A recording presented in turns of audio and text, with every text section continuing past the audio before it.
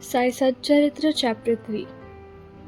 Sai Baba, Sanction and Promise. As described in the previous chapter, Sai Baba gave his complete approval of the writing of Sai Satcharitra and said, I fully agree with you regarding the writing of the Satcharitra. You do your duty, don't be afraid in the least. Keep your mind steady and have faith in my words. If my Leelas are written, ignorance will vanish, and if they are attentively and devoutly listened to, the consciousness of worldly existence will abate, and strong waves of love and devotion will arise. And if one dives deep into my Leelas, he will get precious jewels of knowledge. Hearing this, the author was very pleased, and he at once became fearless and confident, and thought that his work was bound to be a success. Then turning to Shama, Madhavrao Deshpande, Sai Baba said, If a man remembers my name with love, I shall fulfill all his wishes and increase his devotion. And if he sings earnestly my life and my deeds, him I shall beset on all sides. Those devotees who are attached to me, heart and soul, will naturally feel happy when they hear these stories. Believe me, if anyone sings my Leelas, I will give him infinite joy and everlasting contentment. It is my special characteristic to free any person who surrenders completely to me, worships me faithfully, remembers me, and meditates on me constantly. How can they who worship me, who think of my stories and my life, and who thus always remember me, be conscious of worldly objects and sensations? I shall have my devotees from the jaws of death. If my stories are listened to, all diseases will be gotten rid of. So hear my stories with respect and think about them, meditate on them and assimilate them. This is the way of happiness and contentment. The pride and egoism of my devotees will vanish. The mind of the listeners will be set at ease. And if you have wholehearted and complete faith, you will be one with the Supreme Consciousness. This simple remembrance of the name Sai will do away with sins of speech and hearing.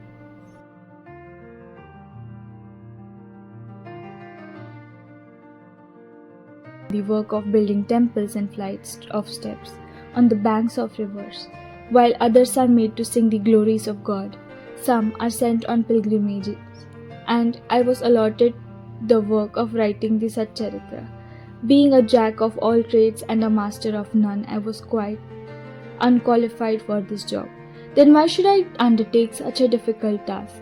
Who can describe the true life of Sai Baba? Sai Baba's grace alone can enable one to accomplish this difficult work. So, when I picked up my pen, Sai Baba took away my egoism and wrote these stories himself. The credit of relating these stories therefore goes to him and not to me. Though Brahmin by birth, I lack the two eyes, the spiritual vision of Shruti, that which is relieved, and Smriti, that which is ordinarily remembered, and therefore was not all capable of writing the Satcharitra. But the grace of the Lord makes a dumb man talk and enables a lame man to climb a mountain. For he alone knows how to get things done according to his wishes. Neither the flute nor the harmonium know how the sounds are produced. It is the musician who controls the sounds they produce. Similarly, we are mere instruments of God's divine will. Baba's stories as the beacon light. Lighthouses are constructed at various places near the sea to enable the sailors to avoid rocks and dangers and to help them sail safely.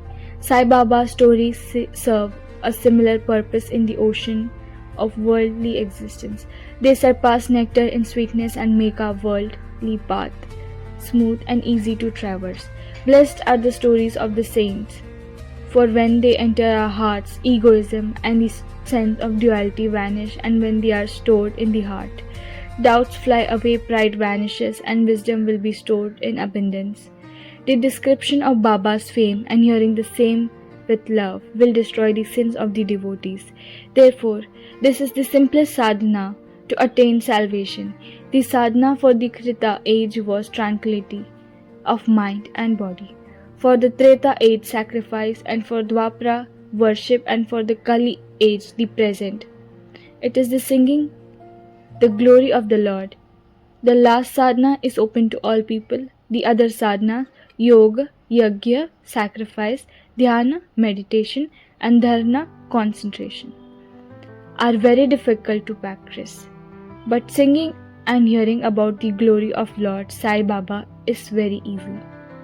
We only have to turn our attention towards Him. Singing and listening to these stories will remove our attachment to the senses and their objects, and will make devotees passionate. Calf. Her udder is always full, and when the calf wants milk and approaches the udder, out comes the milk in an incessant flow. Similarly, a human mother knows the needs of her child and feeds it on time. When it comes to dressing the child, the mother takes particular care to see that this is well done. The child knows nothing about this, but the mother's joy knew no bounds when she sees her child beautifully dressed. The love of a mother is peculiar, extraordinary, disinterested, and has no parallel. Sadgurus feel this motherly love towards their disciple, and Sai Baba had this same love towards me. Here is an instance of this. In 1916, I retired from government service. The pension that was settled in my case was not sufficient to maintain my family decently. On the Guru Purnima day of that year, I went to Shirdi with a few other devotees. There, Mr. Anna Chanikar of his own accord prayed to Baba for me as follows: please look kindly upon him. The pension he gets is quite insufficient and his family is growing. Give him some other appointment, remove his anxiety and make him happy. Baba replied, he will get some other job, but now he should serve me and be happy. His dishes will always be full and never empty. He should turn all his attention towards me and avoid the company of atheists. Last story. Rohilla's story illustrates Sai Baba's all-embracing love. A man named Rohilla, tall, well-built, and as strong as a bull, came to Shirdi wearing a long kafni robe and was enamored by Baba. All day he would recite in a loud and harsh tone the Kalma, verses from the Holy Quran, and shout out loud, Allahu Akbar, God is great. These residents of Shirdi, who worked in their fields during the day, were welcomed with the Rohilla's harsh cries and shouts when they returned home. The sleep was severely disturbed and they felt very inconvenienced. They suffered in silence for a few days, and when they could stand it no longer, they approached Baba and requested him to speak to the Rohilla and stop the nuisance. Baba did not attend to their complaint. On the contrary, Baba took the villagers to task and asked them to mind their own business. He said to them that the Rohilla had a very bad wife who tried to come in and trouble the Rohilla. But hearing the Rohilla's prayers, she did not dare to trouble him. In fact, the Rohilla had no wife, and by his wife Baba meant bad thoughts. As Baba liked prayers and cries to God better than anything else, he took the side of the Rohilla and asked the villagers to wait and suffer the nuisance, which would abate in due course. Baba's sweet and nectar-like words. One day at noon, after the Aarti, devotees were returning to their homes, when Baba gave the following beautiful advice. Be wherever you like. Do whatever you choose, but remember this well, that all you do is known to me. I am the inner ruler of everyone, and I am seated in their hearts. I envelop all creatures in the movable and immovable world. I am the controller, the master wire puller of the show of this universe. I am the mother, the origin of all beings, the harmony of three gunas, the propeller of all senses, the creator, preserver, and the destroyer. Nothing will harm him who turns his attention towards me, but Maya will lash or whip him who forgets me. All beings, the visible, movable, and immovable world, are my body or form. Hearing these beautiful and precious words, I at once decided in my mind to serve no man henceforth but my Guru. But Baba's reply to Anna Chinchalnikar's query, which was really my query, worried me greatly. As future events showed, Baba's words towards came true and I got a government job. but that was of short duration. Then I became free and solely devoted myself to the service of my Guru, Sai Baba. Before concluding this chapter, I request the readers to overcome various hindrances, indolence, sleep, wandering of mind, attachment to senses, and turn their whole and undivided attention to these stories of Sai Baba. Let their love be natural. Let them know the secret of devotion. Let them not exhaust themselves through other sadhanas, and let them stick to this simple remedy.